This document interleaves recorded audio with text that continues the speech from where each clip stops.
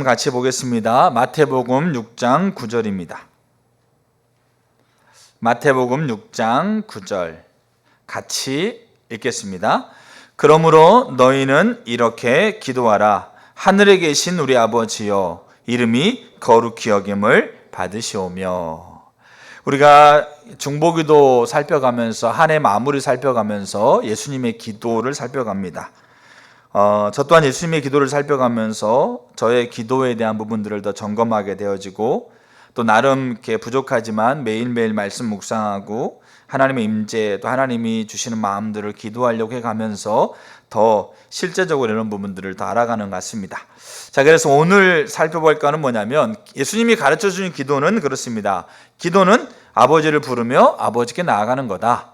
자, 그리고 하고 나서 아버지께 나아가서 그 다음에 뭘 간구해야 되느냐, 뭘 구할래, 그렇게 하면서 내가 구하고 있는 거는 이거다, 이걸 가르쳐 주는 겁니다. 그래서 우리가 흔히 주기도문을 얘기할 때 세 개, 간구를 종류를 세 개 나눕니다. 세 개, 그 다음에 세 개. 그렇게 나누는 그 기준은 뭐냐면, 우리나라 한글에는 이게 번역이 안 돼 있는데 헬라어에는 여기 인칭 대명사가 들어가 있습니다. 그래서 당신의 이름이 거룩히 여김 받으십시오, 당신의 나라가 임하십시오, 당신의 뜻이 하늘에서 이룬 것 같이 땅에서 이루어지십시오. 그렇게 당신은 누구겠어요?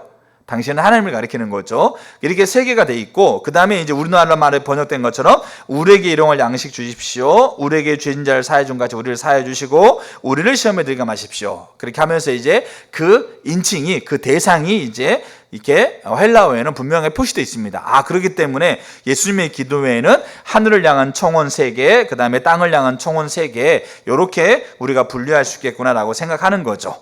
자, 그래서 우리가 이제 요 예수님이 하늘에 계신 우리 아버지여라고 아버지 이름을 부르며 나아간다라고 하면서 예수님이 하셨던 가장 첫 번째 기도가, 첫 번째 청원이 당신의 이름이 거룩히 여김을 받으시오며라고 하고 있는 이 기도입니다. 그러니까 이 기도를 예수님의 기도를 통해서 우리가 먼저 이렇게 짚고 넘어가야 될 게 뭐냐면, 우리의 기도가 얼마나 잘못된 기도의 모습인가에 대한 것들을 좀 볼 필요가 있습니다. 우리는 하늘에 계신 우리 아버지여 그러면서 우리는 어떻게 생각하냐면, 하나님은 하늘에 계시기 때문에 그냥 그곳에 계세요. 그리고 우리는 이 땅에서 우리가 원하는 대로, 우리가 필요한 대로, 우리가 즐기는 대로 살아갈게요. 그렇게 살아가다가 당신의 도움이 필요할 때 당신의 도움을 구할 테니까 그때나 우리를 도와주세요. 그게 우리가 가지고 있는 철저하게 타락한 신앙의 가치관입니다. 그러니까 이게 이 예수님이 가르쳐준 기도가 아니라, 우리가 그러고 나서 어떻게 하는 겁니까? 하늘에 계신 우리 아버지여, 그렇게 아버지 이름을 부르고 나서, 아버지 돈이 필요합니다, 아버지 몸이 아픕니다, 아버지 자녀가 속을 썩이네요, 아버지 마음이 상했어요, 아버지 어디로 가야 됩니까? 아버지 뭘 선택해야 돼요? 이 사람이에요, 이 사람이에요, 이 길로 가야 돼요, 저 길로 가야 돼요, 아버지 제가 지금 이렇게 힘들어요. 그렇게 하고 자기가 필요한 것, 자기가 원하는 걸 다 나열한다는 거예요. 우리는 그것을 기도라고 생각해요. 과한 것처럼 보이시죠? 아니에요. 우리의 실제의 기도가 그래요. 실제로 저 여러분들의 기도가 그렇다고요. 그러니까 하늘에 계신 우리 아버지여, 이름이 거룩히 여김을 받으십시오, 나라에 임하십시오, 뜻이 하늘에서 이룬 것처럼 땅에 이루어지십시오. 우리가 그 기도 안 하고 있다고 얘기하는 게 아니에요. 그 기도 하는데, 우리의 실제적인 기도가 뭡니까? 아버지를 부르고 난 다음에 그 다음에 우리가 원하는 것을 나열하고, 우리가 필요한 걸 나열하는 것을 우리는 기도라고 얘기를 합니다. 그리고 실제적으로 그거를 기도로 여기기도 하고요. 그래서 오카노 목사님이 주기도문이라는 이 강의 설교에서 우리의 기도가 얼마나 잘못된가를 보여주는 가장 대표적인 예로 예수님의 기도를 꼽습니다. 유기성 목사님도 마찬가지로 예수님의 기도를 통해서 우리가 먼저 집중해야 봐야 될 것은 뭐냐면, 기도의 순서다. 예수님이 기도하고 있어요. 예수님이 제자들에게 자신의 기도를 가르쳐 준 거잖아요. 그랬을 때 예수님이 기도하고 있는 그 기도의 순서, 이 기도의 순서를 우리가 주목해야 된다라고 얘기하기도 합니다. 오카노 목사님 같은 경우는 아까 철저하게 타락한 신앙에서 아버지 이름을 부르면서 이걸 나열하고 있는 거, 여러분, 우리가 우리의 필요를 아버지께 구하는 게 잘못된 게 아닙니다. 왜냐하면 그 뒤에 예수님이 우리가 가지고 있는 필요, 우리의 상황, 우리의 처지에 대해서 아버지께 간구하는 거를 예수님이 쓸모없다, 그것에서 안 된다고 얘기하지 않아요. 그 뒤에 얘기하고 있는데 순서에 대한 얘기예요. 이거는 뭐냐면, 내가 그 아버지의 이름을 부르면서 내가 가지고 있는 목적과 가치가 어디에 있는가에 대한 얘기를 쓰고 있는 건데, 근데 그러면서 요하나 목사님 같은 경우는 이 예수님이 가지고 있는 이 기도의 이야기가 아닌 철저히 타락한 신앙에서 가지고 있는 이 관점에서의 기도를 저지라고 얘기합니다. 철저하게 타락한 거고 철저하게 무가치한 거라고 그렇게 얘기하기도 합니다. 그래서 우리가 중요하게 여겨야 될 게 뭐냐면, 우리 주기도문은 그냥 주문처럼 외우는 게 아닙니다. 모임 끝날 때 다 같이 주기도문 한번 마칩시다, 여러분 이렇게 하라고 예수님이 가르쳐주는 거 아닙니다.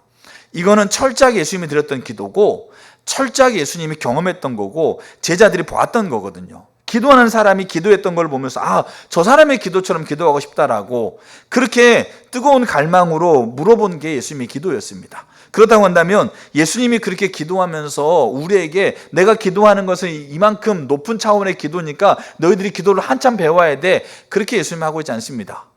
하늘에 계신 우리 아버지요, 그러니까 내 기도가 너희의 기도가 될 수 있다는 걸 충분히 예수님이 얘기하고 있는 거죠. 그러면서 예수님이 이제 첫 번째 청원에서 이렇게 얘기합니다. 당신의 이름이 거룩히 여김을 받으십시오라고 얘기합니다. 자, 그래서 이 기도가 어떤 의미를 가지고 있는가를 우리가 좀 이해할 필요가 있습니다. 그리고 사실상 이 첫 번째 청원이 주기도문 전체의 핵심 주제입니다. 하나님의 이름이 거룩히 여김 받기 위해서 하나님은 당신의 나라를 임하시고요, 하나님의 이름이 거룩함 받기 위한 하나님의 뜻을 이미 하늘에 세우셨고요, 하나님의 이름이 거룩함 받기 위해서 하나님은 우리에게 필요한 양식이라든지 우리를 용서하시는 거라든지 이런 것들을 우리 가운데 이미 행하신 거예요. 그래서 이 첫 번째 간구가 사실, 그러니까 존 파이프 목사님 같은 경우는 이 첫 번째 기도를 가지고 전체를 봐야 된다고 얘기하기도 합니다. 저는 그 말에 100% 동의합니다. 그러니까 이 기도에 가지고 있는 의미를 우리가 정말 올바로 알고 올바로 우리가 이 기도를 드려야 돼요. 그러니까 이 문장의 기도를 드리라는 얘기가 아니고 이 기도가 우리 가운데 실제가 돼야 한다는 얘기입니다. 그러면 우리가 우리의 삶 안에서 핵심적으로 하나님 나라, 하나님의 뜻, 양식, 용서, 시험 들지 않는 거, 이런 부분들이 우리 가운데 실제로 경험되어지는 부분입니다. 왜냐하면 그런 것들이 다 어디를 목적하고 있겠습니까? 그분의 이름을 높이는 걸 목적하고 있는 겁니다. 자, 그래서 우리는 이 당신의 이름이 거룩히 여김을 받으십시오 라고 하고 있는 이 말의 이 의미가 뭔지를 우리가 살펴야 됩니다. 한마디로 말하면 이렇습니다. 자, 하나님께서 받아 마땅한 그 자신의 영광을 받기를 원합니다. 하나님의 이름에 합당한 영광을 받으십시오 라고 하고 있는 뜻이 이 의미입니다. 그러니까 당신의 이름이 거룩히 여김을 받으시오며 라고 하고 있는 것은, 하나님 당신이 받아 마땅한 당신의 이름의 영광을 받으십시오 라고 하고 있는 이 의미입니다. 여러분, 하나님은 하나님의 이름이 영광 받는 것을 굉장히 중요하게 여깁니다. 근데 더 엄중한 말로 제가 주보에 썼잖아요. 하나님은 당신의 이름을 영광 받는 것을 중요하게 여긴다. 여러분, 이것만으로 표현하기는 너무 그 의미를 표현할 수가 없어요. 그래서 더 엄중한 말로 하나님은 당신의 이름을 질투하세요. 질투한다는 말은 자기가 아끼고 소중한 것을 지키고자 하는 그분의 열심입니다. 그분의 뭡니까? 열망, 그분의 강력한 힘을 가리키는 거죠. 그래서 아버지는 당신의 이름이 거룩함 받는 것을 굉장히 원하시고 열망하시고 질투하시는 분이에요. 그래서 우리는 그분의 이름의 영광을 우리가 받으시도록 우리가 기도하는 것은 매우 중요한 기도라는 거죠. 그러니까 우리가 이 당신의 이름이 거룩히 여김을 받으십시오라는 것을 우리가 이제 이 의미를 이해할 때 세 가지로 좀 분리해서 좀 이해하면 좀 쉬울 것 같아요. 다 이렇게 한 문장이긴 하지만, 첫째가 뭐냐면 하나님의 이름, 둘째가 거룩히 여김, 그 다음에 세 번째가 받으시오며, 이렇게 좀 분리를 해가지고 요 기도를 우리가 조금 이해하면 이렇게 요 의미가 어떤 의미인지를 좀 이해가 되어지고, 이 기도가 우리 가운데 실제가 된다는 말이 어떤 의미인가를 여러분들이 아마 좀 이해하기 쉬울 것 같아요. 자, 세 가지로 이제 하나님의 이름, 거룩히 여김, 그 다음에 받으시오며, 요 세 가지로 좀 구분해 가지고 그렇게 우리가 살펴보려고 합니다. 다시 말씀드리지만 이 기도는 우리 가운데 실제가 돼야 될 핵심입니다. 자, 첫 번째 그럼 뭘 본다고요? 하나님의 이름. 그러니까 예수님이 지금 뭐라고 그랬습니까? 하늘에 계신 아버지여 당신의 이름이 그렇게 얘기했잖아요. 그러면 예수님은 하나님의 이름을 어떻게 인식했을까? 예수님은 하나님의 이름을 어떻게 이해했을까예요. 그거를 알아야 돼요. 왜냐하면 그거를 알아야지 우리가 거룩히 여기고 받으신다라는 말의 의미가 우리가 연결이 되는 겁니다. 알겠죠? 그래서 하나님의 이름이라고 할 때 우리가 세 가지를 이해할 필요가 있어요. 제가 신학교 동기 학부, 94년도 내가 침례 신학대에 들어갔는데 그때 같이 공부했던 그 동기가 있습니다. 이제 목사 한 수 받고 미국에서 목회했어요. 근데 미국에서 목회를 오랫동안 하고 나서 한국에 들어와 가지고 충주에서 이제 그 교회 이제 이렇게 담임 목사로 이렇게 사역하고 있는데 제가 충주를 내려가는 길에 우연히 만났어요. 만나가지고 이런저런 얘기를 하다가 그 친구가 저한테 물어보는 거죠. 야, 너 혹시 걔 기억나냐? 이렇게 물어보더라고요. 그러니까 제가 이제 걔라고 하는 건 이제 누구누구 이름을 얘기하겠죠. 땡땡이 기억나냐? 그래서 제가 그 땡땡이, 그 이름이 땡땡이라는 얘기는 아닙니다. 걔. 근데 그 친구는 어떤 친구냐면 한 10몇 년 전에 교회에서 사역하다가 사고 나가지고 먼저 하나님 앞에 간 친구예요. 전도사 때 교회 사고 나가지고 어린아이 둘 이렇게 결혼하고 둘 있었는데 참 이렇게 많이 안타까운 친구죠. 교회 사고 나가지고 하나님 품으로 먼저 갔는데, 근데 너는 땡땡이 기억나? 그랬을 때 그 땡땡이 그러면 제가 그 친구가 10몇 년 전에 하나님 앞에 먼저 갔는데 그 친구가 어떤 모양이었었는지, 어떤 옷을 입고 다녔었고, 어떻게 얘기를 했었고, 걔는 어떤 성품이었었고, 나와 어떤 관계였는지 그냥 구구절절 설명하지 않아도 다 그럼 알겠더라고요. 그 이름 하나에. 그러니까 무슨 말이냐면 하나님의 이름은 뭐냐면 단순히 하나님을 부르는 호칭이 아닙니다. 그 말은 하나님 이름은 하나님 자신, 하나님 명예, 하나님이 받으셔야 될 영광, 하나님의 성품, 하나님의 본성, 하나님의 사역, 그분이 현존하는 이 현존, 이 모든 것을 다 아우르는 뭐예요? 하나님 자신을 의미하는 거예요. 그 이름이. 그러니까 우리가 어떤 사람의 이름을 부르거나 생각하면 우리가 지금 없더라도 어떤 사람의 이름을 부르면 그 사람이 어떤 사람인가에 대한 것들을 우리가 다 이해하고 생각하고 다 느껴지는 것처럼 하나님의 이름은 단순히 그냥 부르는 호칭이 아니에요. 근데 문제는 잘 보세요. 사람의 이름과 하나님의 이름이 결정적인 차이가 하나 있어요. 어떤 차이냐면 사람은 자기가 가지고 있는 이름대로 살지 못해요. 제가 제 아이 이름을 지었어요. 하나님 앞에 기도하면서. 근데 제 아이 이름을 지으면서 어떻게 지었어요? 이 아이가 100% 이 이름대로 살 거라고 생각하고 지은 게 아니라 이 이름대로 살았으면 좋겠다는 희망을 가지고 지어요. 그리고 실제로 내가 짓고 있는 이 이름이 이 아이의 인생이라고 한다고 한다면 제가 이 아이 이름을 은유라고 왜 짓겠어요?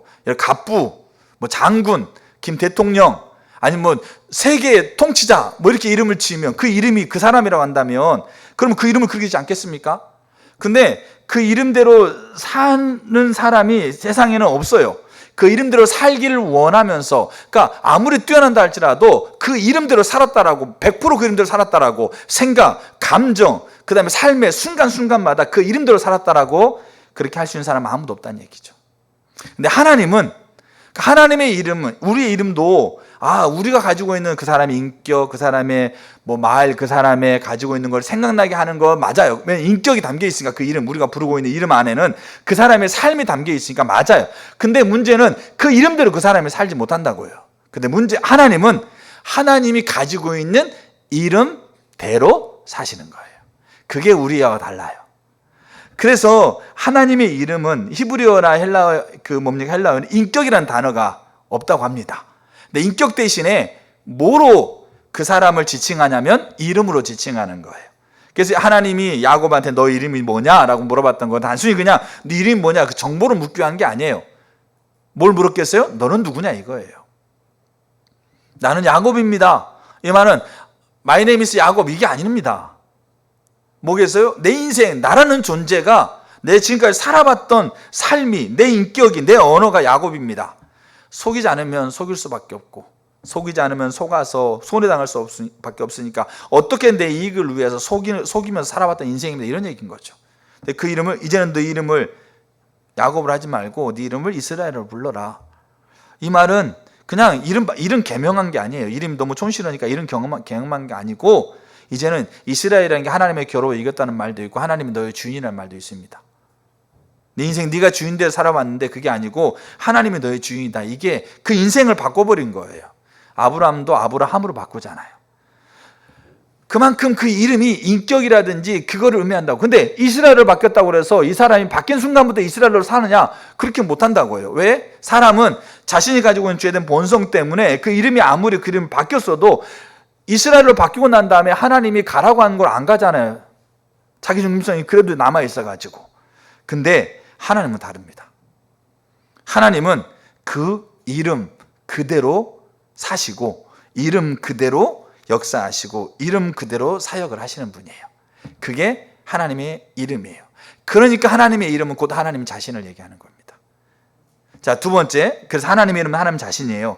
두 번째, 그럼 사람이 그 하나님의 이름을 어떻게 알 수 있을까? 지금 저는 예수님이 지금 뭐라고 그럽니까? 하나님 당신의 이름이 거룩히 여김을 받으십시오라고 얘기하는데, 예수님이 이해하고 있는 하나님의 이름이 뭐냐라는 걸 먼저 보는 거예요. 왜? 그 이해가 우리 가운데 있어야만, 그래야만 그 다음에 거룩히 여긴다고 하고 있는 이 말의 의미가, 이 기도가 연결이 되는 거예요. 우리는 그 이름마저도 예수님이 가지고 있는 이해가 아니라 얼마나 우리가 가지고 있는 잘못된 이해를 가지고 예수님 하나님의 이름을 이해하고 있는지 모릅니다. 그러면 자, 이름은 하나님 자신입니다. 그럼 하나님의 이름을 우리는 어떻게 알 수 있을까요? 어떻게 알 수 있어요? 주일학교만 잘 졸업하면 알 수 있어요. 주일학교 유치부만 잘 졸업하면, 자, 하나님의 이름은, 자, 하나님은 여호와 니시. 여호와 니시는 뭘까요? 뭐 승리자 하나님, 여호와 라파는 뭘까? 뭐 치료자 하나님. 주일학교만 잘 졸업하면 하나님의 이름을 알 수 있습니다. 가 아니죠. 자, 사람이 하나님의 이름을 알 수 있는 방법은 두 가지밖에 없어요. 하나님이 직접 가르치거나, 하나님이 직접 하나님의 이름을 아는 사람을 통해서 가르치거나. 첫 번째. 두 번째, 그 이름이 뭐라고요? 이름대로 움직이신 하나님이지 않습니까? 그 이름의 하나님을 만나면서 부르거나. 이 두 가지 길밖에 없습니다. 그러면 첫 번째 길, 하나님이 자기의 이름을 가르쳐주는 경우는 어디가 있을까요? 가장 대표적인 예가 성경에서 자신이 하나님의 자기의 이름을 가장 처음 언급하는 곳이 어디냐면 출애굽기 3장입니다. 모세가 하나님 이름, 당신의 이름을 뭐라고 제가 소개할까요? 그랬을 때 출애굽기 3장 14절에 나는 스스로 있는 자다. 그게 하나님이 자기의 이름을 가르치신 거예요. 그러니까 모세가 스스로 있는 자에 하나님을 안 거예요. 깨닫는 거예요. 그 다음에 하나님이 보낸 사람을 통해서 하나님의 이름을 알리시는 경우는 성경에 많아요. 그중에 대표적인 예가 신명기 6장 15절. 너희 하나님 여호와는 땡땡이 하나님이시니. 그 땡땡이 뭘까요? 질투의 하나님이니. 하나님이 이름이 질투라는 것을 누구를 통해서요? 모세를 통해서 이스라엘 백성들에게 가르치는 거예요. 자, 이게 첫 번째, 사람이 하나님의 이름을 알 수 있는 길입니다. 두 번째, 하나님 그 이름의 본체이시고 이름으로 움직이시는 하나님을 만났을 때 가장 대표적인 예가 여호와 이레. 여호와 이레가 무슨 뜻입니까? 준비하신 하나님. 그럼 그 이름을 누가 불렀어요? 아브라함이 불렀어요. 아브라함이 교육하면서 배우면서, 자, 하나님의 이름은 여호와 이레입니다. 아니면 하나님이 내 이름은 여호와 이레다, 내 이름은 이레다라고 아브라함이 가르치는 게 아니고, 아브라함이 이삭을 바칠 때 이삭을 대신해서 제물을 준비하셨던 하나님 만난 겁니다. 그래서 그 이름을 뭐라고 짓는 거죠? 준비하시는 하나님이다. 이건 한글이고 그 이름의 뜻이 이레라고 표현하고 있는 겁니다. 여호와 니시가 어떤 말이에요? 여호와는 나의 깃발. 그러니까 승리. 그러니까 깃발이 왜 승리냐면 그 당시에 전쟁을 나갈 때 법궤를 들고 나가면 승리했거든요. 그렇기 때문에 그들이 법궤가 잃어버리고 난 다음에는 뭘 들고 나갔겠습니까? 그들이 가지고 있는 가문의 깃발을 들고 나간 거예요. 그 중세 때 이제 점점점 이 하나님이 자기의 전쟁의 주관자가 되셔서 전쟁을 승리케 한다라는 것을 그들이 생각했냐면, 그들이 가지고 있는 가문의 깃발을 들고 나가는 것을 의미했다고 생각했어요. 왜냐하면 이 여호와 나는 깃발이라는 이 말 때문에. 그래서 십자군 전쟁에도 가장 먼저 전쟁을 나갈 때 뭘 들고 나가겠어요? 그 십자가 크게 그려진 깃발을 들고 나가는 거예요. 하나님 우리 전쟁을 하나님이 승리케 하신다라고. 그 어디서 나온 거예요? 그게 여호와는 나의 깃발이라고 하는 이 말의 의미예요. 그럼 이거는 모세가 배웠습니까? 그거를 누가 가르쳐줬어요? 아니죠. 아말렉과 전투에서 모세가 기도하고 있고 여호수아가 싸우고 있고, 그래서 모세가 기도할 때 그 밑에 전쟁을 승리하면서 그렇구나, 승리하시는 하나님을 그가 경험하면서 모세가 불렀던 이름이 여호와는 나의 승리시구나. 여호와 라파는 뭡니까? 치료자 하나님. 치료자 하나님 뭐겠어요? 마라의 쓴물을, 하나님 나무를 던지면서 그 쓴물을, 마실 수 없는 쓴물을 하나님께서 고치셔가지고 먹을 수 있는 물로 바꾸셨던 사건을 통해서 여호와는 라파구나 라는 것을 부른 거예요.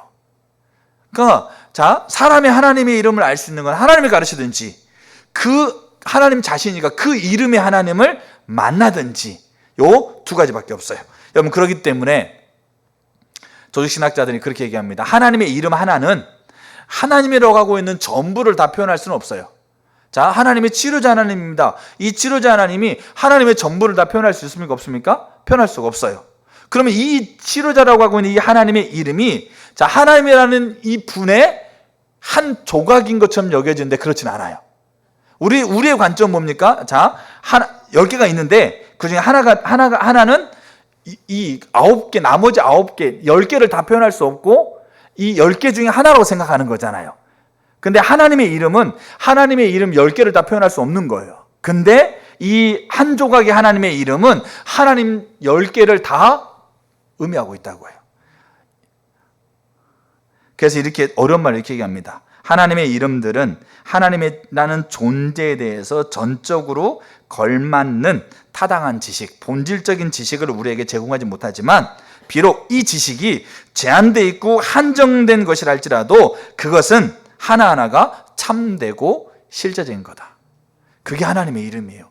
예수님이 생각했던 하나님의 이름은 그거였어요. 그러니까 이제 세 번째, 보세요. 하나님 자신이죠. 그리고 하나님이 이름을 그렇게 알았어요. 그렇기 때문에 보세요. 이들이 하나님의 백성들이, 아니요, 예수님 먼저 당신의 이름이, 예수님이 하나님 이름을 불렀을까 안 불렀을까요? 불렀어요. 38년 된 병자 앞에서 다 아버지라 불렀으니까 다 아버지라 불렀을 거라면 생각하시죠. 근데 그 아버지 속에는 하나님, 지금 나사로가 죽어 있는데 죽은 자를 살리는 하나님을 불렀고요. 38년 된 병자 앞에서는 아버지, 하늘에 계신 나의 아버지여 불렀는데 그 아버지의 이름이 치료하시는 하나님이었고, 5,000명을 앞에 두고 먹을 걸 앞에 두면서 보리떡 5개, 물고기 2마리로 하늘로 축사하면서 뭐 했겠어요? 우리에게 양식을 주신 하나님을 불렀을 거 아닙니까? 다 아버지라고 불렀으니까 무조건 아버지만 불렀을 거라고 생각하세요? 그 아버지 속에는 전체 그 상황 안에서 얼마나 하나님이 그 예수님이 인식하고 예수님이 만나고 예수님이 경험했던 하나님의 이름을 그 자리에 불렀는지 몰라요. 예수님이 불렀던 이름 또는 하나님의 사람들이 불렀던 이름은 단순히 그 이름에 대한 지식적인 동의가 아니었습니다. 우리는 그 이름이 지식적인 동의인 거예요. 하나님이 내 필요를 채우는 하나님이라고 우리는 부르는데 우리는 그 부르는 이름이 지식적인 동의랍니다. 그러니까 내 필요를 채우는 하나님이라고 부르면서 우리는 내 필요를 이제 어떻게 하는 겁니까? 하나님이 채울 걸 기대하는 게 아니라 내가 열심히 내 필요를 채우기 위해서 내가 열심히 내 방법과 내 지식을 가지고 알아본다고요. 그 방법과 그 지식이 문제 없는 게 아닙니다. 그 방법과 지식을 찾아야죠. 하나님이 치료하신 하나님을 부르면서 병원도 안 가고 그냥 누워만 있으면 되느냐? 아니에요. 근데 문제는 뭐냐면 우리가 가지고 있는 인식 속에는 치료자 하나님이라는 것은 그냥 지식적인 동의에 불과해요. 그냥 의례 지나가는 그냥 하나의 그냥 호칭에 불과하다고요. 치료하는 하나님이라고 기도하면서 하나님이 치료할 걸 전혀 생각하지 않지 않습니까? 근데 예수님이 불렀던 하나님의 이름은 하나님 자신이면서 실제이면서 그 하나님을 그렇게 가르치시고 그 하나님을 그렇게 만나는 부분이기 때문에 지식적인 동의가 아니에요. 지식적인 동의가 필요해요. 근데 문제는 뭐냐면 하나님의 실제적인 현존이면서 인격이면서 그분의 활동이기 때문에 그 이름을 부르는 예수님에게는 그 이름을 부르는 그 순간이 그 이름의 하나님과의 실제적인 만남이었다는 거예요. 이게 중요한 겁니다. 그 이름을 부르고 있는 그 순간에는 그 이름이 인식론적인 차원에서 하나님은 이런 분이라고 고백하고 있는 그런 게 아니라 여러분들이 각자 한 분 한 분들이 하나님 이름을 지금 불러보세요. 지금 우리가 생각하고 깨닫게 되는 하나님 이름을 한번 불러보시라고요. 그럼 그 하나님이 지금 여러분 옆에, 여러분 안에, 이곳에 계신다는 거 인식하세요? 너무나 많은 사람이 하나님의 이름은 그냥 인식론적인 차원이에요. 근데 예수님이 당신의 이름이 그렇게 불렀을 때 치료자의 이름, 생명을 살리시는 이름, 많은 사람을 먹이시는 이름을 불렀을 때 예수님은 지금 그 하나님을 그곳에서 만나고 있는 거라는 겁니다. 그 하나님을 그곳에서 친밀한 관계 안에서 그 하나님을 의식하고 있는 거라는 거예요. 그 하나님을 지금 예수님은 누구보다도 뚜렷하게 우리의 손으로 만질 수 없고 우리의 눈으로 볼 수 없고 우리의 뭡니까? 그렇게 포옹할 수 없고 형체가 없는 분이지만 그러나 그 어느 것보다 뚜렷하게 그 하나님이 지금 그 자리에 계신다는 것이 그분에게는 인식이 된 거예요. 왜냐하면 그 이름은 하나님과의 실제적인 만남이기 때문에. 여러분, 그래서 하나님의 이름을 안다라는 것은 단순한 지식적인 것만 의미하지 않습니다. 깨닫게 되어지고 경험되어지고 살아가게 되어지는 그 실제를 얘기하는 겁니다. 그렇게 얘기하고 여러분들이 알고 있는 하나님의 이름이 뭡니까? 라고 물어봤을 때 여러분들은 하나님의 이름을 뭐라고 대답하시겠어요? 내가 알고 있는 하나님의 이름을 당신의 이름이 거룩히 여김 받으십시오라고 했을 때 그 이름 하나, 치료자의 이름이 아니면 질투하는 하나님의 이름이 지금 거룩함 여김 받으시라고 얘기했을 때 나는 하나님의 이름을 알고 있는 거예요. 여러분, 하나님의 이름을 아세요? 이렇게 내가 부를 때마다 그 하나님이 만남으로써 친밀한 관계로서 실제적으로 내 앞에, 내 안에, 내 옆에 계신다는 게 여러분 뚜렷하게 인식이 되십니까? 여러분, 이게 예수님이 이해했던 이름이에요. 그러니까 이 이름이 있기 때문에 그 다음에 이제 요 부분이 가요. 왜냐하면 그 이름은 하나님 자신이잖아요. 그러니까 그 이름이 이제 그 다음에 뭐가 되겠습니까? 두 번째 우리가 한 기도인데 이렇게 좀 나눠 살펴가는 거죠. 그 다음에 예수님 뭐라고 그래요? 당신의 이름이 어떻게? 거룩히 여김을 얘기하고 있어요. 거룩히 여긴다. 거룩히 여긴다는 말은 거룩하게 대한다. 거룩하게 취급한다. 이런 뜻을 가져요. 그러면 이제 우리가 그것을 의미를 좀 볼 필요가 있어요. 그러니까 이게 예수님의 기도예요. 알겠죠? 근데 우리가 먼저 이제 여기서 이제 거룩히 여긴다는 것에서 우리가 먼저 봐야 될 게 뭐냐면 거룩과 여김의 관계예요. 거룩과 여김의 관계. 마치 우리가 이런 기도를 우리가 이렇게 보다 보면 우리가 오해할 수가 있어요. 뭐냐면 우리가 하나님의 이름을 거룩하게 여김을 통해서 하나님이 거룩하게 되어지는구나라고 우리가 오해할 수가 있다고요. 근데 그게 맞아요? 틀려요? 그건 틀리는 거예요. 그러니까 우리가 여기 기도 하나님의 이름이 거룩히 여김 받으십시오. 그러니까 우리가 그분의 이름을 거룩하게 여겨줌을 통해서 그분이 거룩해지는구나. 그렇게 우리가 이해할 수 있는데 그거는 틀린 얘기라고요. 알겠죠? 왜냐하면 우리가 하나님의 이름을 거룩하게 여기든 여기지 않든과 상관없이 하나님은 본래 거룩한 분이에요. 우리가 하나님을 치료자로 여기든 여기지 않든 상관없이 하나님은 본래 치료자이세요. 우리가 하나님을 심판주라고 하나님을 세상을 창조해서 이 세상을 심판할 거라고 우리가 인정하든 인정하지 않든 하나님은 세상의 심판자인 거예요. 우리가 여기서 여겨주면 그분은 거룩해지고 안 여겨주면 거룩하지 않습니까? 그렇지 않다는 얘기예요. 내 자녀가 내가 사랑스럽게 여기면 그 자녀가 사랑스러운 존재인 거예요? 사랑스럽게 그렇게 변해갈 수는 있죠. 근데 내가 내 자녀를 사랑스럽게 여기면 내 자녀가 사랑스러운 존재가 되는 게 아니고 이 자녀는 내가 사랑스럽게 여기든 여기지 않든 상관없이 이 자녀, 내 아들은 내 딸은 사랑스러운 자예요. 그럼 왜 우리가 그를 사랑스럽게 대합니까? 그가 사랑스러운 자이니까 사랑스러운 자로서 받아야 될 사랑을 마땅하게 우리가 그 아이에게 표현해 주는 거예요. 마찬가지로 거룩과 여김의 관계에서 우리가 거룩하게 여겨주면 하나님이 거룩한 줄 알아요. 뭔가 하나님은 부족해가지고 인간의 거룩을 받아서 거룩해지는 줄 안다고요. 근데 그렇지 않아요. 그분은 이미 거룩한 분이에요. 그분은 이미 창조주고 그분은 이미 심판자이고 그분은 이미 세상을 끝낼 수 있는 권한을 가지고 있는 분이란 얘기예요. 우리가 인정하든 인정하지 않든. 그러면 이 여김은 뭐겠어요? 하나님이 이미 거룩하신 분이기 때문에 그 거룩한 분을 인정하고 그분에게 드려야 될 마땅한 영광을 올려드리는 것이 마땅하다는 것에 대한 고백이에요. 우리가 거룩히 여기면 그분이 거룩해지는 게 아닙니다. 그 의미를 잘 이해할 필요가 있어요. 그러면 예수님이 기도하고 있는 거룩히 여김을 받는 것에서 이 두 개가 같이 연결되는 부분인데 제가 좀 분리를 하고 있는 거죠. 자, 이 거룩히 여긴다는 것에 두 가지 의미가 있어요. 왜 이 두 가지 의미를 나누냐면 이게 행위의 주체가 명확하지 않아요.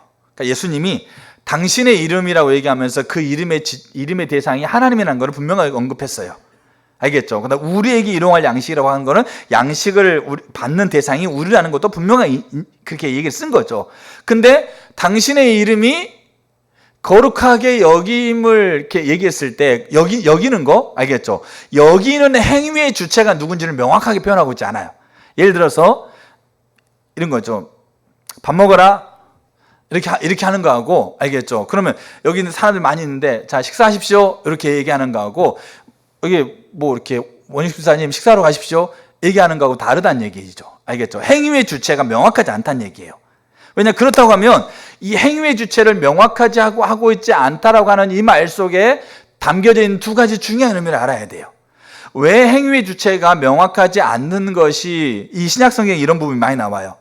그 중에 하나의 특별한 예가 뭐냐면 행위의 주체가 하나님일 경우 알겠죠? 예를 들어서 제가 제 아이한테 야 은유야 가서 뭐 좀 해라라고 행위의 주체가 인간, 사람일 때는 그 아이를 지칭하면서 보내게 할 수 있다는 거죠. 근데 행위의 주체가 인간이 아니고 누군 거죠? 하나님일 경우에 인간이 하나님을 향해서 하나님 이렇게 하십시오 이렇게 하십시오 이렇게 만약에 얘기한다는 것이 그게 사람들이 생각할 때 특별히 구약 때부터 흘러내려오면서 뭐 어떤 생각이 있어요? 하나님의 이름이 하나님의 자신이고 하나님의 거룩이고 하나님의 성품, 하나님의 본연을 의미하고 있기 때문에 그 이름을 부르는 것이 그들에게는 두려운 거예요.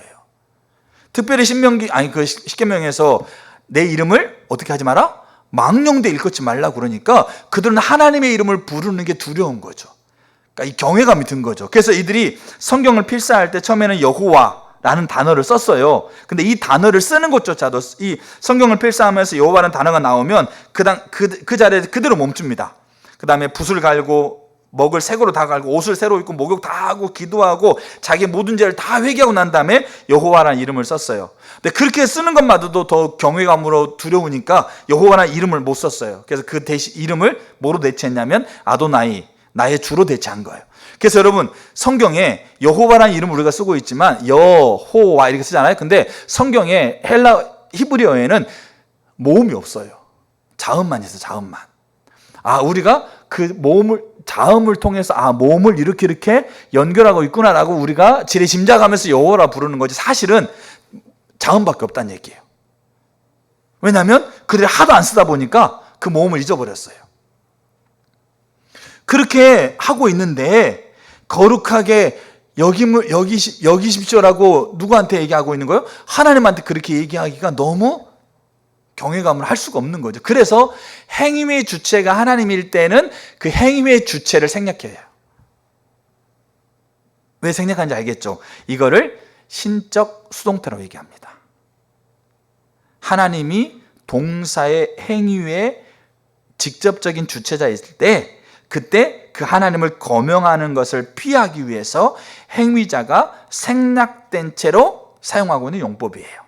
근데 여기에 예수님이 행위의 주체를 정확하게 언급하고 있지 않아요. 이 말은 뭐겠어요? 두 가지가 다 행위의 주체가 두 가지가 다 해당된다는 거예요. 예수님의 기도 속에는.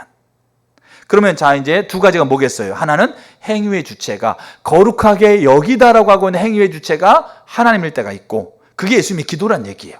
두 번째가 거룩하게 여긴다는 것은 행위의 주체가 누구라는 거죠? 사람일 때가 있다는 얘기예요. 이 두 가지를 예수님은 다 당신의 이름이 거룩하게 여김을 받기 원합니다라고 하고 있는 그 기도 속에 포함되어 있다는 얘기예요. 그럼 이 기도가 어떻게 되냐? 자, 행위의 주체가 하나님일 때 이렇게 기도가 돼요. 하나님께서 당신의 이름을 거룩하게 여김받도록 임하십시오. 이런 의미가 돼요. 그러면 행위의 주체가 하나님이에요. 하나님이 거룩하게 자기 자신을 드러내는 진정한 주체는 누굽니까? 하나님인 거죠. 여러분 그래서 하나님이 스스로 자기 자신이 존귀함을 드러낼 때 그때마다 그것을 보는 자들이 하나님을 뭐 했겠습니까? 두려워했어요. 자, 일례를 들어볼게요. 출애굽기 15장 1절. 이때 모세와 이때가 언젠지를 한번 보세요. 이때 모세와 이스라엘 자손이 이 노래로 여호와께 노래하니 일렀으되 내가 여호와를 찬송하리니 그는 높고 영화로우시며. 자, 그 다음에 쭉 노래가 나와요. 그 다음에 그러니까 이스라엘과 이스라엘 자손이라는 얘기는 뭐냐면 이스라엘 모든 남자들 얘기합니다. 그 다음에 15장 21절. 그 이스라엘의 모든 남자들의 노래를 받아가지고 화답하면서 미리암과 그 여인들이 21절에 뭐라고 그러냐. 자, 미리암이 그들에게 화답하여 이르되 너희는 여호와를 찬송하라. 그는 높고 영화로우시며. 그럼 이 노래를 하나님이 높고 영화롭다고 지금 뭡니까? 거룩하게 지금 인정하고 있는 거지 않습니까? 그럼 이 노래를 이들이 왜 불렀을까요? 이 앞에 어떤 사건이 있었을까요? 홍해 사건이 있었던 거예요. 하나님이 하늘을 열고 강림하셔서 불이 섣불 사르고 불이 물을 끓여서 이전에도 이후에도 여호와 같은 분이 없음을 스스로 드러내니까 그거를 경험했던 사람들이 그 하나님의 이름을 크고 영화로운 하나님이라고 찬송할 수밖에 없는 거예요. 그게 예수님의 기도예요. 예수님이 하나님, 당신의 이름이 거룩하게 여김받도록 하늘을 가르고 임하세요. 임하셔서 사람을 살리고 병자를 고치고 5,000명, 5만 명이 되도록 먹이고 하나님이 하나님 자신을 드러내십시오. 이게 예수님의 기도였던 거예요. 출애굽기 40장에 하나님이 모세에게 성막 만들라고 그러면 성막 다 만들었을 때 40장 34절에 구름이 회막에 덮이고 여호와의 영광이 성막에 충만했다. 35절 모세마저도 회막에 들어갈 수가 없었다. 이게 예수님이 드렸던 기도라고요. 하나님이 하늘 가르고 임하시기를. 여러분, 그분이 살아있음을 드러내면 이 땅의 모든 피조세계물들 가운데 그 하나님 앞에 얼굴 들고 설 자가 없어요. 얼마나 교만한지 우리는 그 하나님 좀 보여줘봐라 그렇게 얘기하고 있죠. 그럼 하나님 보면 어떻게 하시게? 그렇게 얘기했던 것들이 얼마나 경멸하고 얼마나 타락했다는 걸 깨달으면 그거 어떻게 하시게? 근데요, 하나님이 자기 자신을 드러낼 때가 있어요. 에스겔 36장에서 그렇게 얘기를 해요. 여러 나라 가운데서 더럽혀진 내 이름을 내가 아꼈다. 그럼 내 이름을 내가 거룩하게 하겠다. 그래서 내가 여호와인 줄 알게 하겠다. 그렇게 하면서 24절은 뭐라고 얘기하시냐면 내가 너희를 여러 나라 가운데서 인도하여 내고 여러 민족 가운데서 모아서 데리고 고국 땅으로 들어가겠다. 이 말은 뭐겠습니까? 하나님이 자기 자신이 하나님이신 것을 드러내시는 거예요. 그게 예수님의 기도였어요. 그러니까 우리가 지금 보세요. 우리가 이 첫 번째 예수님의 기도를 우리 안에 실제가 돼야 돼요. 그럼 우리도 어떻게 해야 됩니까? 우리도 이 기도를 드리는 거죠. 근데 여기 참 신기한 게 뭐냐면 이게 명령형이에요. 그러니까 하나님 앞에 감히 명령할 수 없는 거죠. 근데 이게 헬라어 문법상 명령형이에요. 그리고 과거형이에요. 이거는 미래에 불가능한 걸 얘기하는 게 아니고요. 분명하게 실현된 사건을 얘기하고 있는 거예요. 그게 첫 번째 기도예요. 자, 이게 행위의 주체가 하나님일 때, 하나님, 당신의 이름이 거룩하게 여기시도록 당신이 임하여 주십시오. 우리가 이사야 기도처럼 하늘을 가르고 강림하십시오. 그렇게 기도하는 거죠. 그럼 이제 두 번째 행위의 주체가 이제 누가 되겠어요? 이제 인간이 됐을 때, 그죠? 행위의 주체가 이제 예수님 자신이 됐을 때, 그때 이런 기도예요. 하나님, 하나님의 이름을 제가 거룩하게 여겨서 당신의 이름이 거룩하게 여김받기 원합니다. 이런 얘기예요. 우리가 하나님의 이름을 거룩하게 여길 때 하나님의 이름은 거룩하게 여김을 받게 됩니다. 하나님이 잘 보셔야 될 게 뭐냐면 하나님이 첫 번째 것만 하셔도 하나님은 이 온 피조 세계에서 하나님은 거룩하게 여김을 받게 돼 있어요. 그래서 부자 나사로 그러잖아요. 아브라함 죽었을 때 내 형제들이 있는데 이 나사로 한번 살려가지고 보여달라고. 그럼 이 형제들은 내가 있는 곳에 안 올 텐데 그렇게 얘기하잖아요. 그러니까 죽은 사람 한번 살려내면 사람들이요, 그 중에 100명 모였으면 100명이 100은 아니어도 그 중에 절반 이상은 예수님을 하나님 앞에 살아있다고 고백해요. 그 다음에 좀 이따 또 죽은 사람 또 한 명 살려내면 그 50명 중에 50명 다 아니어도 절반은 돼요. 한 3번만 해봐. 그럼 100명 다 하나님을 인정해요. 하나님이 첫 번째 방법만으로도 하나님은 자기 자신이 누구인가를 충분히 드러내고 그렇게 할 수 있는 분이시라는 얘기죠. 근데 왜 하나님은 매번 그렇게 안 하시는가?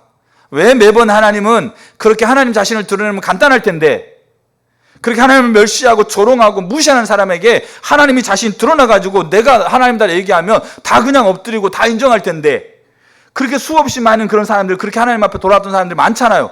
다 그렇게 하면 세상 편할 텐데 왜 하나님 매번 그렇게 안 하시는가? 매번 그렇게 안 하실까요? 그게 우리 때문에 그런 거예요. 우리를 그렇게 만드셨으니까 그런 거예요. 우리를, 사람을, 저 여러분을, 세상을 창조할 때 우리를 하나님의 영광을 드러내는 존재로서 우리를 창조해서 그 영광을 맛보고, 그 이름 있지 않습니까? 이름. 그 이름을 경험하고 만나고 그 이름을 드러내서 그 이름을 모든 피조세계, 모든 주님이 다시 오시는, 세상이 하나님 다시 오시는 그 모든 날까지 하나님의 이름을 영화롭게 하는 그 가장 아름다운 위치로 우리를 세우셨기 때문에 하나님 모든 환경 가운데서 다 그렇게 하면 쉽다고요. 다 간단하다고요. 근데 그렇게 하고 있지 않는 이유는 하나님이 우리라는 존재를 그렇게 만드셨기 때문에 그래요. 그 우리라는 존재를 통해서 당신은 당신의 이름을 거룩히 여김받기로 하나님이 결정하셨기 때문에. 그러나 하나님 자신이 자기 자신을 드러내서 임하시는 것을 하나님이 안 하시느냐? 아니요. 그 방법 당연히 하시죠. 그래서 이 기도는 뭐냐면, 예수님이 그런 기도는 거예요. 하나님, 제가 당신의 이름을 거룩하게 여겨서 당신의 이름이 거룩하게 여김받기를 원합니다. 하나님의 이름을 존중하고 명예롭고 값지고 소중하고 귀하게 여기게 해달라는 기도예요. 그래서 내가 그렇게 하나님의 이름을, 교회가 그렇게 하나님의 이름을 거룩하고 귀하고 값지고 소중하고 나의 주, 나의 창조주, 내 사랑이 유일한 대상으로 여겨갈 때, 그때 그 이름이 내게서부터 거룩하게 여겨질 뿐만 아니라 그 이름이 온 세상에서 거룩하게 여김, 그분이 받아야 될 합당한 영광이 그대로 그 온 세상을 통해서 그분의 영광이, 그분의 명예가 흠집 없이 그대로 값지고 소중하게 여겨지는 것을 얘기하고 있는 거예요. 여러분, 거기에 대표적인 예가 많아요. 성경은 많아요. 근데 그 중에 대표적인 예가 우리가 너무 잘 알고 있는 사드락과 메삭과 아벳느고의 얘기예요. 우리가 사드락과 메삭과 아벳느고라는 사람을 우리가 잘 이해할 필요가 있는 게 뭐냐면, 사드락과 메삭과 아벳느고는 느부갓네살이 큰 신상 만들어 놓고 백성들 다 절하라고 그랬을 때 딱 절 안 한 3명이 딱 있어가지고 똑 잡은 걸로 이해가 되시죠? 근데 그런 개념이 아니에요. 사드락과 메삭과 아벳느고는 다니엘이 같이 왕궁에서 같이 공부할 때 동기생들이었어요. 그 말은 다니엘은 그 중에 더 특별히 뛰어났기 때문에 어떻게 했냐면 중앙관청으로 발령이 났고, 이 사드락과 메삭과 아벳느고는 중앙관청의 총리가 다니엘이 갔고, 그 다음에 사드락과 메삭과 아벳느고는 지방으로 발령난 거예요. 지방으로. 알겠죠? 지방관청의 이제 관할자, 알겠죠? 쉽게 말해서 느부갓네살 왕의 신하로서 지방을 다스리는 대로 그들이 발령난 거예요. 다니엘은 어디로 가고? 다니엘은 중앙으로 가고, 이렇게 된 거예요. 그래서 다니엘 3장 12절에 그러니까 사드락과 메삭과 아벳느고에게 이 느부갓네살 왕이 왜 이렇게 분노했는가를 이해할 필요가 있다는 얘기예요. 근데 그 분노했던 이유가 느부갓네살에게는 당연한 거였어요.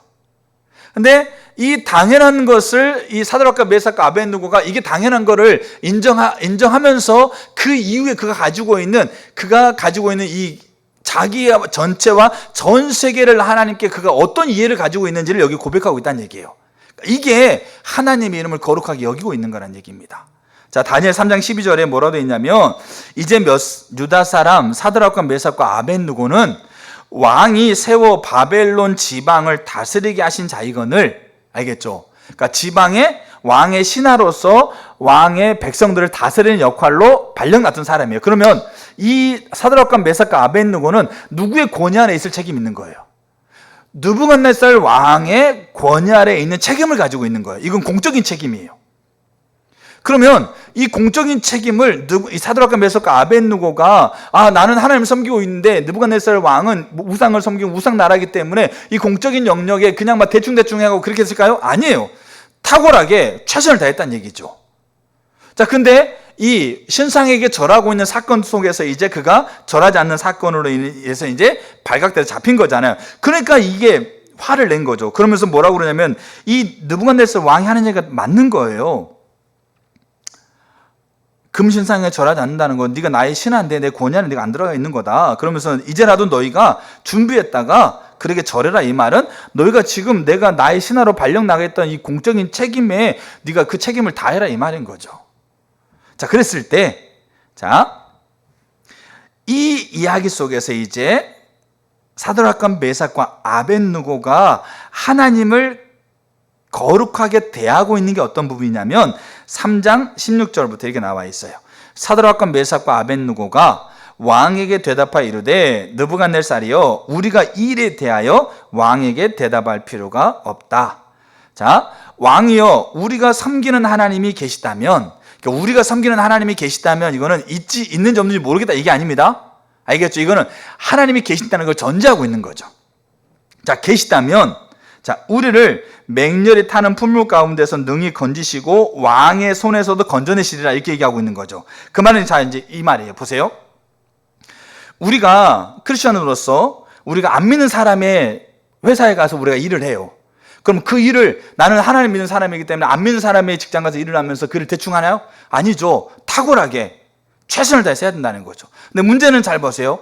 그렇게 탁월하게 최선을 다해서 하되 내가 지금 그 사람의 권위 안에서 최선을 다해 하지만 그 권위마저도 덮고 있는 이 전 우주, 전 세계를 덮고 있는 권위가 누군가에 대한 인지, 이게 세계관인데, 이 가치관인데 그 인지를 가지고 내가 맡겨져 있는 그 일에 최선을 다해서 탁월하게 한다는 얘기예요.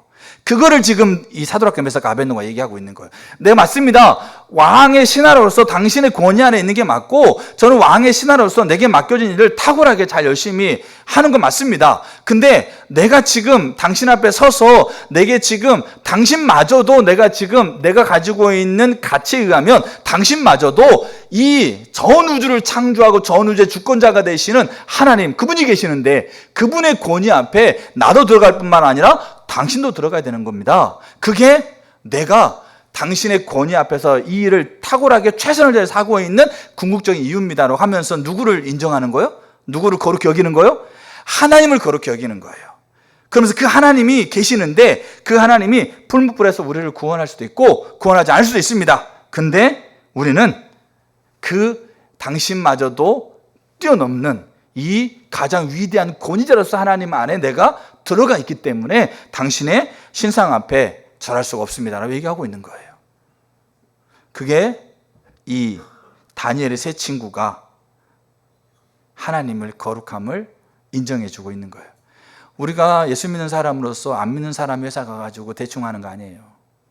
공부 대충 하는 것도 아니고 최선을 다해야죠.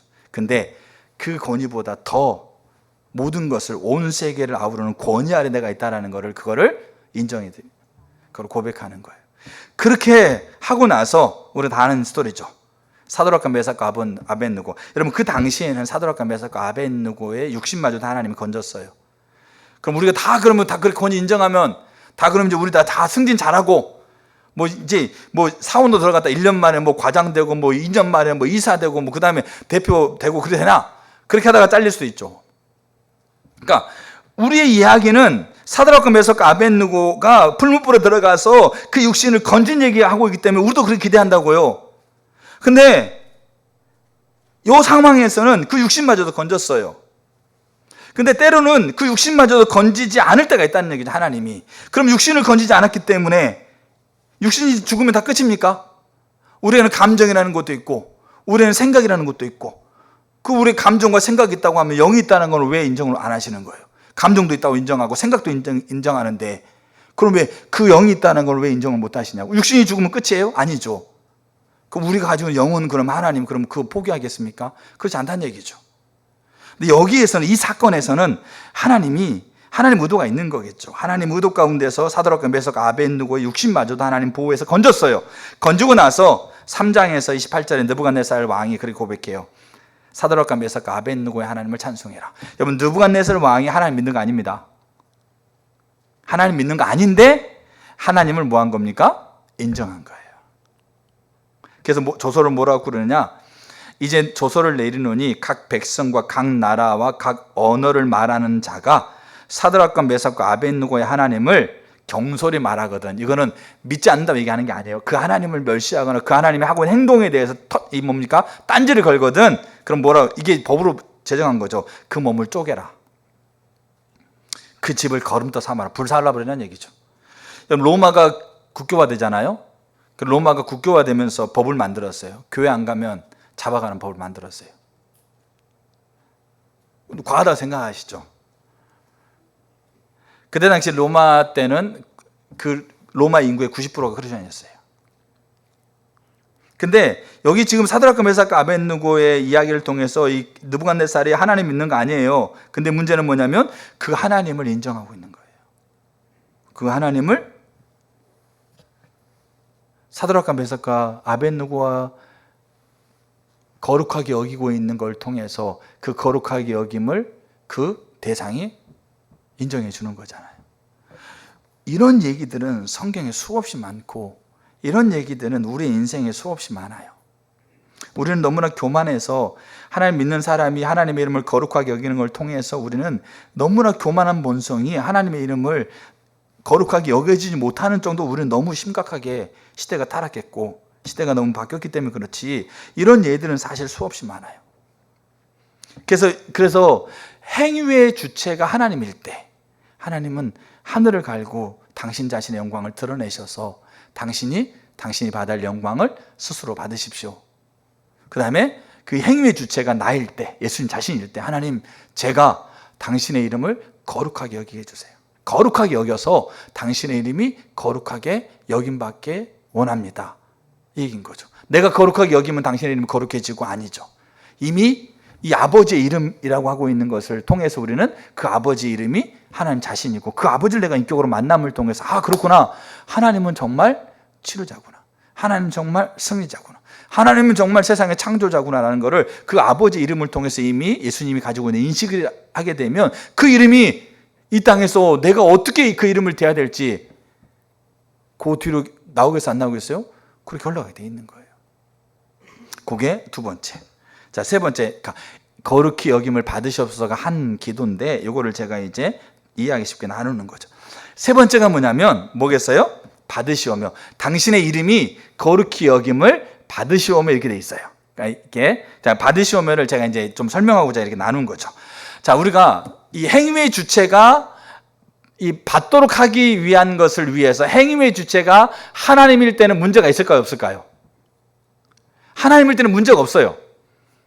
우리도 보면 야, 참 너한테 어떤 일을 맡길 때 내가 참 이렇게 마음이 편하다. 근데 어떤 사람한테 맡길 때는 야, 쟤한테 맡길 때는 마음이 편한데 너한테 맡길 때는 왜 마음이 좀 불안하지? 그러니까 얘는 문제가 없는 거예요. 마찬가지로 거룩히 여긴다는 행위의 주체를 두 개 봤을 때 첫 번째 행위의 주체가 하나님일 때는 아무 문제가 없어요. 그럼 어디가 문제 있겠어요? 여기가 문제 있는 거죠. 이제 우리가 하나님의 이름을 거룩하게 여기는 것이 문제가 생겨요. 그렇기 때문에 여기 받으시옵소서라는 것을 우리가 좀 이해할 필요가 있는 거죠. 자, 제가 몇 가지 예를 좀 나눌게요. 첫 번째 예는 여기랑 연결하기는 아주 좀 적절치 않는 얘기긴 하지만 느낌만 보시면 돼요. 알겠지? 우리 그런 거 있죠. 느낌만 보라고. 제가 이 얘기를 나누기 전에 제가 어제 제 아내가 있는 데서 미리 이 얘기를 했어요. 왜냐면 제가 학교 다닐 때 제가 좋아했던 여자 후배가 있었어요. 자, 좋아했던 여자 후배가 있어서 그 이제 여자 후배가 이렇게 사석에서 얘기하다가 어떤 얘기냐면 나한테 하는 얘기도 아니야. 그냥 이렇게 모여 있는 데서 자기가 너무 바쁘대. 이것도 해야 돼, 이것도 해야 되는데, 근데 자기가 이제 그 신학과가 아니었는데 그 신학에 대한 책을 교수님이 레포트를 써라고 그렇게 줬는데 봐도 그냥 검정거는 글씨 하얀색은 종이래.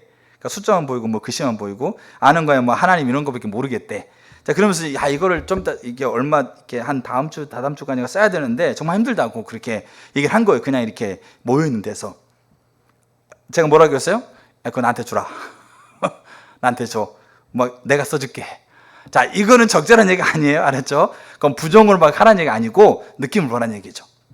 자, 그래가지고 아니면 안 되는데 뭐 이러면서 이제 저한테 준 거예요. 아마 제가 썼던 레포트가 아마 제 컴퓨터도 20년인가 지난 거죠, 사실 어떻게 보면. 자, 근데 그 책이 어려운 책이에요. 제가 책 제목을 제가 얘기하는데 그 책이 굉장히 어려운 책, 신학적으로 어려운 책인데, 제가 그 책을 정말로 제가 신학교 다니면서 읽었던 어떤 책보다 정말로 집중해서 읽었어요. 집중해서 읽고 또 읽고 또 한 3번인가 4번 읽었던 것 같아. 또 읽고 또 읽고 또 읽고 읽으면서 요약을 했어요. 요약을 한 건 마음에 안 드니까 또 고치고 요약을 하고 그 다음에 거기에 서평을 달고 그렇게 했어요. 그래가지고 제가 그 후배한테 줬습니다. 제가 왜 그렇게 했을까요? 그 이후에 이제 연락이 안 오더라고. 그래서 이제 내가 썼던 게 좀 마음에 안 들었는가 싶긴 한데, 근데 내가 왜 그렇게 했냐고요. 그렇게 나도 바쁜데, 나도 걔보다 내가 더 바쁘고 나도 사역도 하고 있고 있잖아요. 그렇기 때문에 이런 부정은 결과가 안 좋습니다. 그렇죠? 근데 나도 바쁜데 왜 제가 그랬을까요? 그렇죠. 좋아하는 마음이 있으니까. 그리고 좋아하는 마음이 있고 이 이제 후배가 자, 교수님한테 레포트를 내면서 누구누구 선배가 대신 써줌, 그래 내겠습니까? 아니죠. 자기 이름을 낼 거 아닙니까? 그렇기 때문에 내가 좋아하는 이 사람이 내고 있는 결과가 최고로 되어지기를 원하는 마음이 있는 거예요. 그리고 나서 이제 최고가 되어지고 나서 이제 하면 누구 레포트 참 잘 썼는데 칭찬을 받으면 요 사람도 막 기뻐가지고 나한테 와가지고 이거 뭐 이렇게 써줬더니 참 이렇게 좋았다 그래가지고 뭐 커피 한잔 마실까요? 뭐 이렇게 할까봐, 나를 칭찬해 줄까봐. 그래서 정말 제가 열심히 썼어요. 자, 이 이야기를, 그러니까 이 내용보다 이 이야기에 가지고 있는 이 느낌을 보시면 좋겠어요. 어떤 자매가 대화하고 있는 내용을 제가 들었는데, 그 자매가 이런 얘기를 해요. 그 물어보는 사람이 너의 인생은 이렇게 하나님으로부터 이 땅에 창조될 때부터 너의 인생은 가치 있고 존귀하고 위대한 인생인데 너는 왜 네 삶에서 뭐 하나 이렇게 하더라도 최선을 다해서 열심히 그다음에 최고로 만들려고 노력하느냐? 이미 너는 위대하고 이미 너는 가치 있는 인생인데 그러면서 네 인생이 왜 위대해져야 되느냐라고 물었어요. 그러니까 이 청년이 이제 지금 이제 대학 졸업하는 청년이에요. 이 청년이 내 인생은 위대해야 된다. 내가 부나 명예나 뭐 가지고 있는 거를 다 누리기 위해서가 아니고 내 인생은 왜 위대해야 되나? 내가 왜 이렇게 열심히 할까? 내가 이렇게 최선을 다해서 할까? 내가 정말로 모든 걸 정말로 열심히 노력하고 하는지, 나는 이미 그거 하지 않아도 나는 이미 가치 있고 존귀한 존재인데 왜 나는 이걸 이렇게 내게 맡겨진 일을 최선을 다해서 열심히 하지? 라고 하면서 2가지 이유를 얘기를 해요. 그 이유가 뭐냐면, 첫째, 내 인생은 보내진 인생이다. 어디로 와서 어디로 가는지 알겠죠? 그러니까 정확하게 내가 누구에게서 보내져서 누구에게로 가는지. 그 다음에 내 인생은 내가 예수를 믿지 않았으면 몰라도 예수를 믿고 난 다음에 내 인생은 내 옆에 누가 붙어 있을까요? 예수님의 이름이 붙어 있어요. 여러분은 그러잖아요. 야, 쟤 교회 다닌대. 예수 믿는데, 응? 예수 믿어? 야, 제가 교회 다니면 나도 다니겠다. 뭐 이렇게. 그러니까 그 이름에 누구 이름 붙어 있는 거예요? 우리가 여러분 예수를 안 믿으면 몰라요. 근데 우리가 예수를 믿고 우리가 하나님을 인정하고 하나님을 믿는다고 하게 되면 우리의 이름 옆에 하나님이 들어가 있어요. 그 말은 우리의 인생을 같이 이끌어가고 있는 분이 누구라고요? 하나님이라고요. 그러면 우리 인생이라고 하는 총체적인 어떤 그림을 그린다고 쳐보세요. 그림을 우리가 그리고 있는데 그림을 내가 그리는 게 아니고 같이 누가 그리고 있다는 거죠? 하나님이 같이 그리고 있다는 거죠. 그러면 그림을 다 그리고 난 다음에 거기에 저자에 누가 올라가겠어요? 내 이름 올라가고 그 옆에 하나님이 같이 간다. 공동 창작. 그럼 나는 내 인생에 하나님의 이름이 같이 있다. 근데 나는 하나님을 사랑한다. 나는 하나님을 좋아하고 나는 하나님의 이름이 최고로 여겨지길 원한다. 나는 하나님의 이름이 최고로 여겨져서 그 최고로 여겨지는 그 이름이 되어지기를 원한다. 그러니까 내가 되어지게 한다고 되는 게 아닌데 이미 하나님은 그 이름이잖아요. 그러니까 최고로 되어지기를 원한다. 그러니까 나는 내 인생이 위대해져야 된다. 내 인생이 탁월해야 된다. 그러니까 더 많은 거, 더 막 알겠죠? 더 막 뛰어난 지식 이걸 얘기하고 있는 게 아니란 얘기예요. 내가 하나님 앞에서 내가 주어진 일들을 해갈 때 그 일에 탁월해져야 되고 최선을 다하고 있는 이유는 뭐냐면 내 이름 옆에 하나님 이름이 같이 있으니까요. 여러분 그게 거룩하게 여기는 거예요.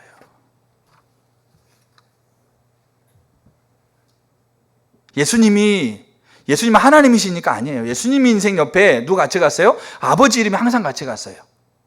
그래서 아버지 이름이 최고로 여김받게 하기 위해서 예수님은 그 아버지 이름이 최고로 여김받기 위해서 예수님은 아버지의 이름을 최고로 여겼습니다. 왜요? 그게 고생이고 그게 힘듦이고 그게 하기 싫은데 억지로 하는 게 아니고 좋아하니까 사랑하니까 그 사람의 이름이 최고로 되기를 원하니까. 우리가 왜 자녀들에게 우리가 왜 그렇게 애를 씁니까?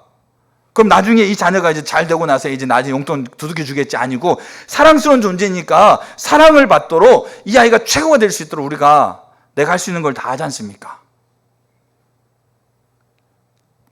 키에르케고라는 사람이 이게 신학자인데요. 철학자입니다. 신학자인데 이런 얘기 쓰고 있는 거예요. 저는 이 얘기가 정말 심오한 얘기라고 생각해요. 깊이 생각해 보면 정말로 깊은 얘기 있어요. 그러니까 이분의 결론이 있어요. 우리가 너무 잘 아는 말인데, 자, 이분이 이 디모데 안경이라는 책에서 이 저자가 인용했던 얘기인데, 화려한 마차를 타고 밤길을 가는 부자는, 이 문장을 한번 여러분 깊이 한번 생각해 보세요.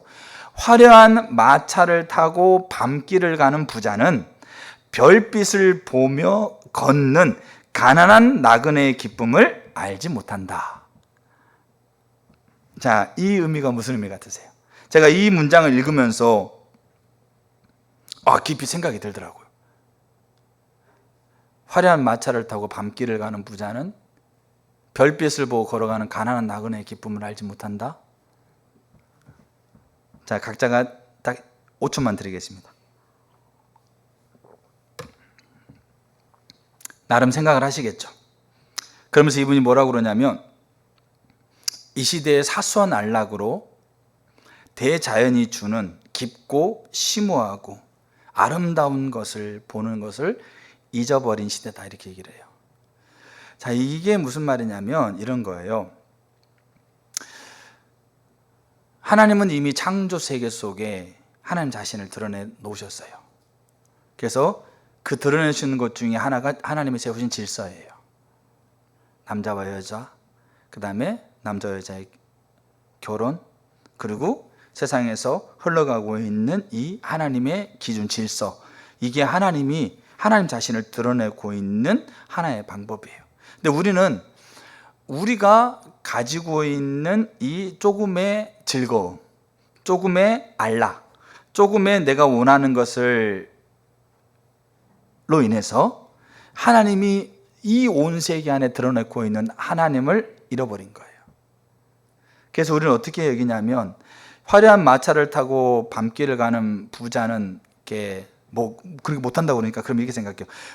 별빛을 보며 걷는 부자인 나그네가 되면 좋겠다, 이렇게 생각한다고요. 가난은 빼버리고. 알겠죠? 그만큼 우리가 아주 사소한 것을, 사소한 거라고 하니까 그냥 조그만 게 아니고 우리가 가지고 있는 즐거움을 얘기를 해요. 하나님이 남자와 여자를 창조하셨는데 우리가 가지는 즐거움은 뭡니까? 남자와 여자가 가지고 만족이 안 돼. 그러니까 남자, 여자 이게 되시죠. 그런 것처럼 우리가 가지고 있는 것을 통해서 하나님이 이 온 세계 안에 드러내고 있는 하나님의 이름, 하나님의 이 엄유하고 존귀하심에 주는 그 기쁨, 그 아름다움, 그 심오한 깊은, 알겠죠? 이 안락을 잃어버렸다는 얘기예요. 자, 그러면 이거를 되찾는 방법이 뭐냐? 이걸 되찾는 방법을 키에르케고르는 이렇게 얘기합니다. 이게 너무 유명한 말이에요. 하나님 앞에 선 단독자라는 얘기가 있어요. 그게 무슨 말이겠어요? 하나님 앞에 그러니까 하나님이 있을까 없을까가 아니고 하나님이 계시니까 그 계신 것 앞에 너 혼자 서봐라, 이런 얘기예요. 하나님이 계신 그 하나님 앞에 너 혼자 스스로 혼자 서서 하나님이 계신 하나님과의 깊은 관계를 가져봐라. 그러면 하나님이 앞에 서 있는 단독자로서 네가 하나님의, 예수님이 그렇게 고백했던 하나님의 이름, 그 이름의 하나님을 네가 만나게 되면, 그러면 별빛을 보며 걷는 나그네, 가난한 나그네의 기쁨. 가난한 나그네가 힘들죠. 그러니까 대자연이 주는 심오하고 아름답고 경이로운 그 하나님이라는 분을 만나게 될 거다. 그러니까 우리가 다 뭐 마차 버리고 가야 되느냐, 그렇지 않죠.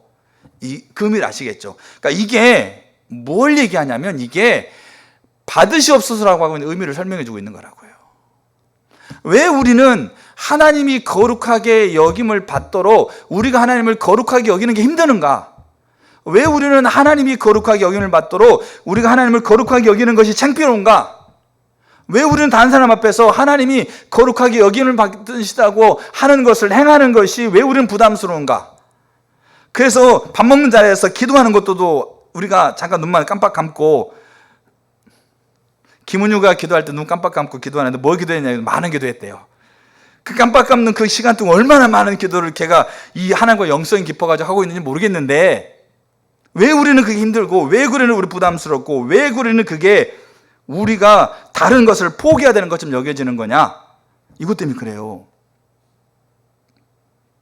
근데 하나님 앞에서 우리가 그렇게 서보면 그 하나님의 이름을, 예수님이 인식했던 이름으로서의 하나님의 이름을 단 한 가지라도 만나면, 그게 치료자든 승리자든 그게 길을 인도하는 자든 뭐 질투하는 자분이든 그 이름을 한 가지라도, 그 예수님이 인식했던 이름으로서의 이름을 만나면, 그러면 그 이름이, 하나님이 그 이름을 더 거룩하게 여기기 위해서 하늘을 가르고 임하기를 갈망하게 되어지고, 우리가 그 이름의 하나님을 거룩하게 여기는 거, 아까 제가 여자 후배 레포트 쓰기 위해서 그 내가 하는 일 다 내려놓고 그거 막 열심히 했던 거, 그거 기쁜 거예요. 부담이 아니고요. 그러니까 그 일 자체가 쉽지 않다고 얘기하는 게 아니에요. 그 일 자체가 어렵죠. 근데 예수님이 하고 있는 이 기도가 우리가 잘 이해할 필요가 있어요. 자, 이제 한 가지만 더 이렇게 나누고 마칠 텐데, 제가 최근에 많이 쓰는 단어가 있어요. 그리고 제 핸드폰 카톡의 푸사도 그렇게 바꿔놨어요. 신독. 제가 이제 청년 때도 얘기를 하고 또 뭐 오이코스 얘기하고 그렇게 했습니다. 제가 최근에 저에게 이렇게 어떻게 보면 딱 이렇게 이 마음속에 딱 와닿는 단어가 신독입니다. 신독이라고 그러니까 뭐 새로운 독 뭐 이런 얘기도 하던데, 그런 게 아니고 이게 노자 중용에 나와 있는 얘기고 유학자들이 그 하고 있는 얘기 중에 하나예요. 그래서 제가 제 핸드폰에 이렇게 써요. 진정한 신독을 임재로 성취하자. 그렇게 써놨는데, 신독이라는 말이 뭐냐면 삼가할 신자 홀로 독자입니다. 그 말은 무슨 말이냐, 이 양반들이 사람과 사람 사이에 있을 때는 뭐 있겠어? 체면을 차리죠. 제가 서운원 가가지고 왕이 죽었을 때 왕을 장례하는 걸 한번 봤거든요. 야, 저는 죽고 싶지 않더라고요. 죽는데 그 당시 그때 유교 문화니까 죽는데 이 죽는 사람에게 왕이니까 옷을 막 20개를 입혀. 그다음에 그러고 나서 바로 또 장사하는 게 아니고 그 왕의 궁이 만들어지게 한 2, 3개월 동안을 따로 보관해놔. 또 꺼냈다가 또 옷을 또 입혀. 막 이런 걸 막 하더라고. 그래서 야, 죽는 것도 힘들겠다 이런 생각을 했었어요. 차라리 안 죽고 말지 이런 얘기 했는데, 이게 뭐냐면 체면 문화인 거죠. 체면 문화. 사람과 사람 사이 관계에 있을 때는 그래도 체면을 차린다는 얘기죠. 근데 혼자 있을 때, 네가 사람과 사람 사이에 있을 때 체면을 차리는 건 당연한 거고, 네가 혼자 있을 때마저도 네 스스로를 지켜서 네 스스로를 옳게 옳은 방법으로 네 스스로를 지키는 것이 진정으로 이게 양반의 자세다. 알겠죠? 진정으로 인격을 함양하는 거다라고 가르치는 거라는 거죠. 이게 신독이라는 말의 의미예요. 그러면 자, 사람이 신독이 가능할까요? 불가능할까요? 사람이 신독이 가능할까요? 불가능할까요? 여러분 다 아시잖아요. 여러분 혼자 계실 때 여러분 생각, 여러분 감정, 여러분 행동, 여러분들 스스로 삼가할 수 있던가요? 여러분 얼마 동안 가능하다고 생각해요? 여러분 제가 하나님의 임재를 의식하고 있으면서도 금방 돌아서면 제 행동이 금방 엉망인 모습을 금방 드러내고 있는 걸 보면 소실하시 놀라는 거예요. 왜냐하면 우리는 혼자 신독이라는 것 자체가 불가능한 존재예요. 그러면 신독이 불가능한 거냐? 그렇잖아요. 신독이 가능해지는 경우가 있어요. 그게 뭘까요? 그게 임재예요. 그게 저는 이거라 생각해요. 하나님의 이름이 거룩하게 여김을 받으십시오 라고 하고 있는 이 기도가 실제가 되면 저는 신독 가능하다고 생각해요. 우리가 하나님의 이름을 예수님이 인식했던 이름으로 우리가 하나님의 이름을 인식하고 그 이름을 거룩하게 여기도록 기도하면서 내 삶을 그렇게 세워가고 있다고 한다면, 그러면 그렇게 세워가고 있는 사람을 하나님이 가만두시겠어요? 이거 어떻게 생각하세요? 여러분, 아버지가 자녀가 그렇게 하려고 하고 있는 것을 보면 아버지가 가만히 있겠냐고요. 아버지가 가만히 있을 수가 없는 거죠. 그럼 뭐 하실까요? 아버지는 가장 좋은 걸 우리에게 주시는 겁니다. 그럼 가장 좋은 건 뭘까요? 돈일까요? 명예일까요? 건강일까요? 가장 좋은 거는 하나님 자신인 거예요. 하나님 자신을 우리에게 주시죠. 그걸 우리는 뭐라고 표현합니까? 임재라고 표현합니다. 그럼 그 임재가 우리 가운데 있게 되면 우리는 하나님 자신이 우리 가운데 와 있기 때문에 우리는 하나님을 의식하게 돼 있어요. 하나님을 의식하다 보면 이게 좀 사랑스럽고 기쁘고 그 사람이 가지고 있는 것에 더 하고 싶고 더 원하고 싶으니까 내가 지금 가지고 있는 감정들, 생각이 있어도 그것들을 스스로 그것이 너무 좋기 때문에 그걸 선택하기 위해서 이것들을 기쁨으로 끊어가는 것. 이게 경외감이고 이게 거룩함이에요. 그렇게 되어가는 거예요. 그래서 혼자 있을 때에도 신독이 가능해지는 거예요. 진정한 신독은 임재로 성취하는 겁니다. 그래서 아버지의 이름이 거룩히 여김을 받으시옵소서. 그러면 우리가 그 기도가 실제가 되려면 우리는 고민하셔야 돼요. 나의 말과 나의 생각과 나의 행동과 나의 결정이 사람과 있을 때, 홀로 있을 때 하나님이 받으셔야 만할 합당한 영광을 내가 드리고 있는가? 내 행동이 지금, 내 결정이 지금 하나님의 이름을 거룩하게 여기고 있는가? 내 말이 지금, 내 생각이 지금 하나님이 받으셔야 될 마땅한 영광을 내가 드리고 있는가? 왜냐하면 그 기도가 실제가 된다는 말은, 오카노 목사님 뭐라고 얘기하냐면, 정말 우리가 볼 필요가 있어요. 뭐라고 얘기하냐면, 자, 이제 이분만 실컷 기도한다고요. 하나님의 이름이 거룩히 여김을 받으십시오. 실컷 기도한다는 거. 근데 그 기도 속에는 내가 하나님의 이름을 거룩히 여기겠습니다라는 결단이 포함되어 있는데 그 기도 실컷 해놓고 뒤로 돌아 다 잊어버린다고요. 그리고 내 삶은 그냥 내가 살아간다고요. 그것이 거짓이라고요. 그것이 위선이라고요. 그것이 하나님의 이름을 멸시하게 만드는, 하나님의 이름을 망령되 교회 안 다니는 걸 얘기하고 있는 게 아니에요. 예배 안 드린 걸 얘기하고 있는 게 아니고 하나님의 이름을 망령되 일컫는 게 바로 그거예요. 근데 이 기도가 실제가 돼야 돼요.